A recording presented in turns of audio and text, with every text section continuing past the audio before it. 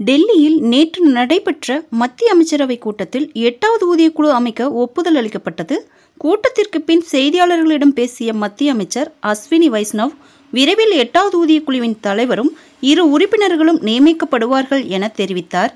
மேலும் 7வது ஊதியக்குழுவின் பதவிக்காலம் அடுத்த ஆண்டுடன் முடிவடைய உள்ள நிலையில் 8வது ஊதியக்குழு அதற்கு முன்பாக பரிந்துரைகளை வழங்கும் என எதிர்பார்க்கப்படுகிறது. ஊதியக்குழு இன்னும் அதிகாரப்பூர்வமாக அமைக்கப்படவில்லை என்றாலும் அமைக்கப்படவிருக்கும் குழு ஊதியம் மற்றும் ஓய்வூதிய உயர்வுகள் குறித்து ஆய்வு செய்து அரசுக்கு பரிந்துரைகளை சமர்ப்பிக்கும். 8வது ஊதியக்குழுவின் தாக்கம் அரசு ஊழியர்களிடையே மிகுந்த ஆர்வத்தை ஏற்படுத்தியுள்ளது. அதிகாரப்பூர்வ தகவல்கள் வெளிவரும் வரை முந்தைய ஊதியக்குழுவின் முடிவுகளை அடிப்படையாக கொண்ட பல்வேறு தகவல்கள் பரவி வருகின்றன.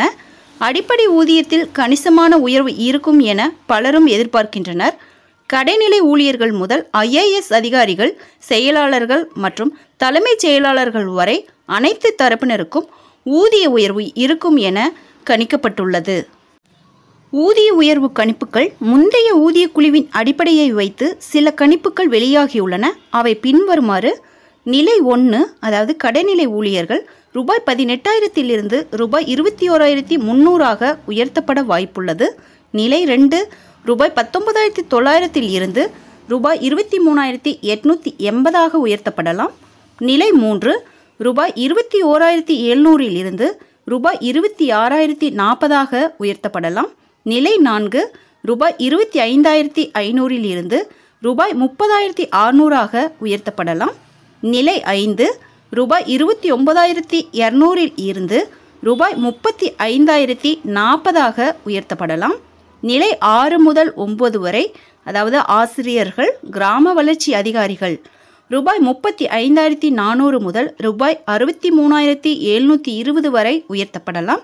நிலை 10 முதல் 12 வரை ரூபாய் 56,100 முதல் ரூபாய் 94,560 வரை உயர்த்தப்படலாம்.